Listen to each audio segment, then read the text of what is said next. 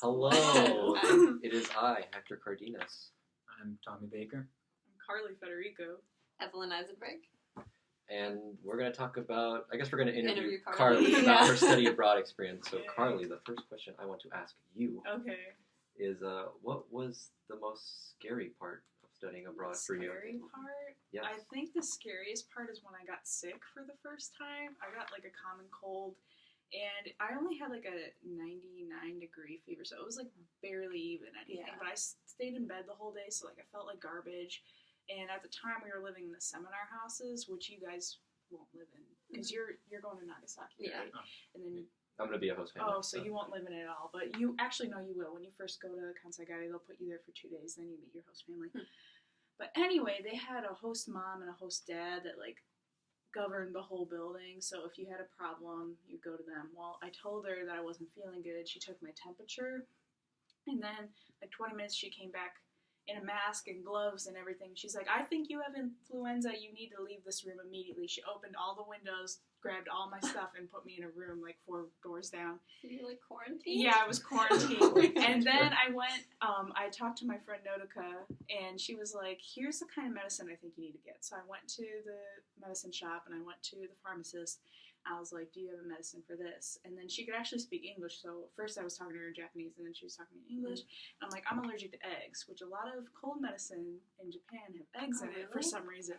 Anyway, the medicine that I got accelerated my heart rate so fast I thought I was having a heart attack. And then I looked back and I found a translated version of the precautions. It's like, if you are obese, do not take this medicine. I'm like, well, I'm dying. And then I thought I had to go to the hospital, but I was fine. But they don't have Sudafeds over in Japan, so like I was congested for like 2 weeks. It was awful. But that was the one time where I thought I might actually be dying because I was so scared and paranoid that I was having a heart attack. Oh my God. But I was fine. My RA stayed up with me until 2 a.m. while I cried it out, and then I just got really tired and went to sleep. Oh, Wow. okay, I guess the second question I'm going to ask is, what do you recommend in the sense that, you know, is there something that you regret during your study abroad experience that you would recommend to other people? Like not doing, or something doing? Something that you did that you wish you didn't did, and also something that you wish you did as well. I wish I didn't spend so much money over spring break. I went to Okinawa for 6 days, and I really should have only went there for 3. I spent like $900 out of my stipend at that vacation. So I asked my parents for money like halfway through, and my grandma, and they sent me a ton of money, which I blew through. So I think I should have budgeted a little bit more, because I was like, I'm in Japan, you know, I'm having a good time. I deserve this spring break. I worked my butt off, you know, and so I blew through a lot of money, which I actually needed for food. So I was eating like rice balls every day towards the end because I couldn't afford it.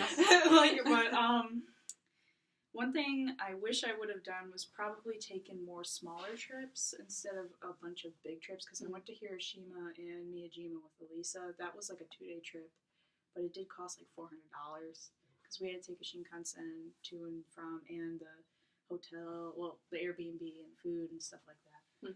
Which that was fine because it was Golden Week, so it was going to be more expensive anyways. But like, I kind of wish I would have went to Hokkaido and like done other smaller things. If I would have budgeted better, I think it would have been better, because a lot of people had a bunch of fun going on small day trips places.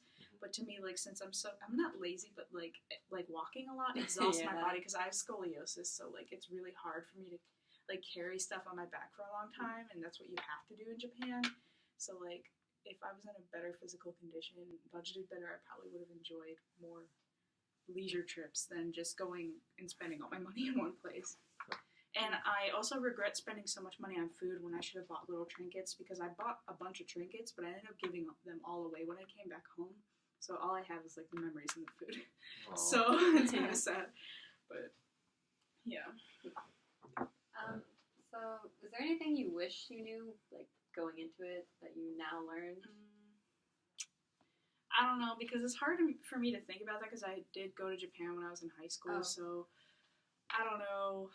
I kind of wish I would have studied Kansai Ben more. For you, this doesn't matter because you're going to Nagasaki, but in Hirakata, people speak Kansai Ben all the time. And you, like, if you're not really, like, conversed with the informal way of speaking Japanese, you have no idea what's going on because like the verb endings are different and the way they use the grammar is also different. So I was like, what's happening? But I think I was fine. Like you know, it really sucked when I first got to the airport because I flew there with Stormy and Alexis Crump, and kind of hit me that I didn't actually know Japanese as well as I thought I did, and it was kind of sad. It was like an eye-opening moment. Like, I had studied Japanese for 2 years from the last time I'd been in Japan.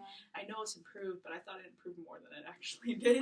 But after like 2 months of being there, I got used to how intense the classes were, and my Japanese improved. But I think I should have studied kanji a little bit more before I got there, because even though there is English everywhere, sometimes knowing kanji is better because the English isn't always correct. So, yeah. I wish I would have known that. That's a cool one. So the airplane, like the ride, how bad was it? You mentioned it yesterday. Oh yeah, because you haven't been on an airplane. Yeah. So it depends on how many flights you have. I would say if you think you're not gonna like it, maybe break up your flights a little bit more. But I'm used to flying now, so like I can do like 6-hour plus flights, and it's not that bad for me. I mean, it sucks, but like it doesn't stress me out as much as it used to. But like when I first flew to Japan, both times I did Air Canada. It was here, like Cleveland to Toronto, Toronto to Vancouver, Vancouver to Osaka, and then the second time was Cleveland, Toronto, Tokyo, Kansai. I think it's easier to switch before you get to Japan, because switching within Japan, you can't read. You can't read, and it's kind of stressful, and you gotta run around. I think it's easier just to switch within the U.S. and just land in the destination you're supposed to go to. For sure. And then definitely drink water a lot. I know, like, you're not going to want to drink water because you have to pee a bunch, but, like, you feel like garbage if you don't drink enough water. Like, I wish I have a problem drinking water in general. Like, I'm always dehydrated because I don't like the feeling of having water in my stomach. I know it's really weird. But, like, when I first went to Japan, I didn't drink enough water at all, and I was drinking a bunch of tea, and it was, like, wheat tea. It's called, forgot. It's something cha. But cha is tea in Japanese, but I was drinking that every day because that's what my host grandma would drink. But it's actually really bad for you if you're dehydrated, because it makes you more dehydrated trying to break down the tea. So, like, I felt super bad, and, like, my jet lag was even worse because I was dehydrated. And I got constipated because I was dehydrated, and it was just awful, and my body felt like it was exploding, and I was just like, drink water. But, like, and then, like, every hour or so, stretch your legs, because my friend who's a nurse, she's like, if you don't stretch your legs when you're at that elevation for more than 10 hours, because my flight was 11 hours, you can get blood clots in your legs. So, like, just do like a stretch with your toes all the way down, and if it hurts in the back of your leg, then you have a blood clot. So, just stretch, get up. Get the aisle seat. I know you want the window seat because you want to look out, but maybe get a window seat for like an hour flight, but if you get an aisle seat, you can get up easier. Yeah. For sure. There you go. There you go. Tommy. The question I would have would be, Japan is obviously culturally different. What is some like the biggest culture shocks while studying abroad over there? I mean, like, what do I think about that? Well, it's a culture shock for some people. If you don't know, you have to take your shoes off in like buildings and stuff. But like, how much they think like the bathroom floor is the most disgusting thing. Like, I had my host family from Japan come visit me in the U.S. and they had dropped something in the bathroom, and they were like, "Oh my god, like it is so gross." They do that in Japan too. So like, you know, when we think about 2-second rule, there is no 2-second rule in Japan. Like, I always felt bad when I was like cooking something, I dropped like a whole potato on the ground. My friends would be like, "Oh my god, you gotta throw it out." I'm like, "No, you just rinse it." They're like, "No, it touched the ground." And I'm like, "Okay." That was one of the bigger culture shocks, because I've already went through the one before where like, you nod a lot, like you bow to people, and like we just learned in my 302 class that if you see someone in the morning and you say Ohio to them, and you see them again later, you're not supposed to say konnichiwa to them, you're just supposed to bow to them. It's weird or rude if you say hello to them again. It's weird. I'm like, what? So that's another culture shock. They're just really weird about social interactions. Like, if you say hi to someone too much, you're like, oh, they must really like me or something. I don't know. But I think the younger generation are more like westernized. You'd be like, yo, what's up? Hi, oha. I'd hear oha and yaho a lot, so yeah. Another question I would probably have would have to be like food wise, because they also have a lot of different types of food. Like, how were you with dealing with maybe different types of food that they have? Well, I'm a foodie, so I love food. I'm allergic to eggs though, so like that is a kind of hard thing because Japanese people, your screen went black. Oh no. Welcome That's so back. exciting. Sorry So, about that, like- Doug. So like, eggs are in almost every dish that's like home cooked food in Japan, but they eat raw eggs and raw chicken in Japan. I Ew. cannot get past Yum. that. Like salmonella, I love that. Like, but I think their reasoning is because in America, when you get eggs from the store, those eggs have been laid at least 2 weeks really ago. Like they're super processed, and the contaminants, I guess, because they've been sitting out for so long, are much higher. Because in Japan, they come from local farms. So I don't know, but anyway, it was hard getting used to seeing people eat raw eggs because they just like drink it like it's soup. I'm like, no, like Yum. yeah. Yum. I also don't like raw squid and raw octopus, so like that has nothing to do with this, but like Just when a you side go note. to like the conveyor belt sushi, I'm like, ew, no, don't touch that. But like I don't know, I'm just thinking about differences in food. The egg thing is the biggest thing I can think of because it's just gross. And they also eat horse meat there, but I never got to eat it because I don't know if I want to eat horse meat because they eat it raw too. They have an obsession with eating raw things. They're like, it preserves the flavor, and I'm like, that's why sushi exists, you know. Adventurous eating. Yeah, adventurous eating. But yeah, if you're a picky eater, it might be a little bit hard for you. Are you a picky eater? Very much Well, so. okay, what do you don't like?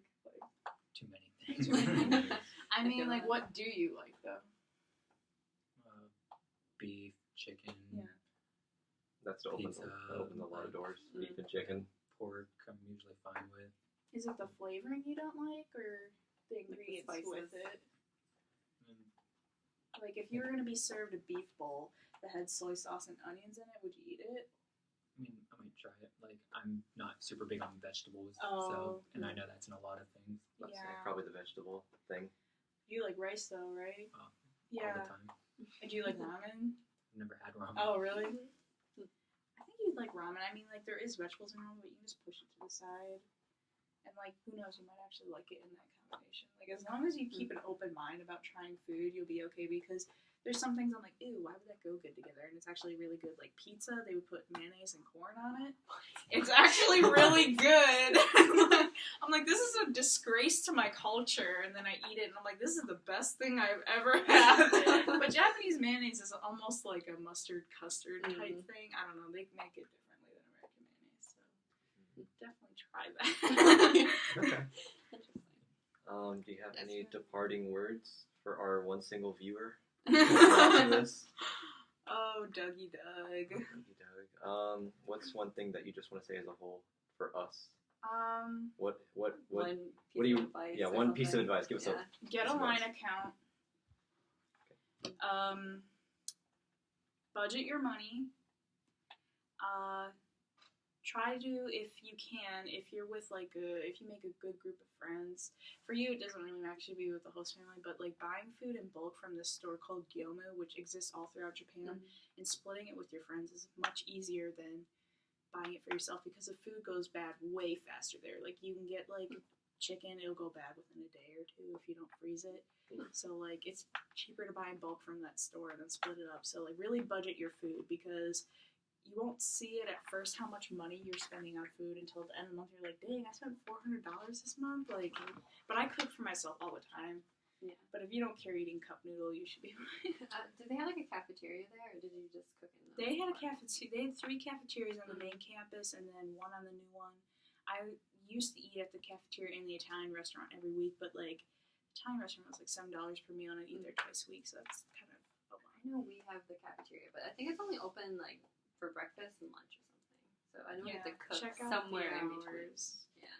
But like convenience stores have actually like good quality food. So like, if you're in a crunch for time or whatever, you can go there and buy like a rice ball or a cup ramen, and they'll actually make it for you.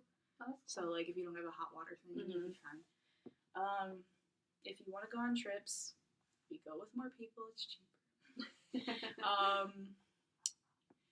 Since you're going in the spring semester, you'll experience like 3 seasons while you're there. You'll experience the cold, pre-spring, and then, oh my god, it's so hot, I want to die season. So, which is also typhoon season. So, luckily for you guys, you're like smaller than me. Like, my clothes weigh so much, and I only wear jeans. Like, I don't wear any other fabric pants, so jeans weigh a lot. So most of my luggage was just clothes. But if you can pack your suitcases, I would bring as many suitcases that you're allotted to, so you have more room for stuff to come back. If you pack them half full for both, that means you can have one whole suitcase full of clothes and one full of souvenirs, or half and half. Just like, don't stuff them to the brim and then go there, because then you're gonna have to throw out a bunch of stuff. Like, I had to give away a lot of my clothes because I didn't have space to bring them back, and shipping's really expensive now. When I went there in the past, it was like 11-pound box would be $60 to send. Now it's like $120 to send. So it's like, oh boy. Yeah. So yeah, really think about minimalism, and when you buy something, think like, do I really want this, or do I want it because it's current, like I really want it right now, or like what do you see the value in this object that you're buying? Like, will I put it in my room? Will it be a decoration? Will I give it to someone? Because then you'll think you'll control what you're buying, so you don't have to like accidentally like give it to someone or throw it out before you leave. Because that's always so sad. Like, oh, I really like this, but I don't have space for it. Like, I saved all my books and everything from like orientation until the end to give to you guys, and that was like 10 pounds of paper, and I'm like, okay, I'm gonna throw it out. So, but yeah, really prioritize your objects in budget, I think would be the biggest advice. And then, you know, don't have that like rosy colored glass thing where you're like, I'm in Japan, it's so safe. Yes, it's safe, but you can also be in really shady situations too. So don't just like put your guard down that you would have like if you're walking around Alliance at night. Like, still have that same precaution. Like, oh, there's someone walking behind me. Like, what are they doing, kind of thing. Because people do target foreigners in Japan because you're foreign, and they're really homogeneous over there. And so just be careful. That's basically it. Alrighty then. Well, we're done. We're done. Yay! Bye. Good job, team. Bye.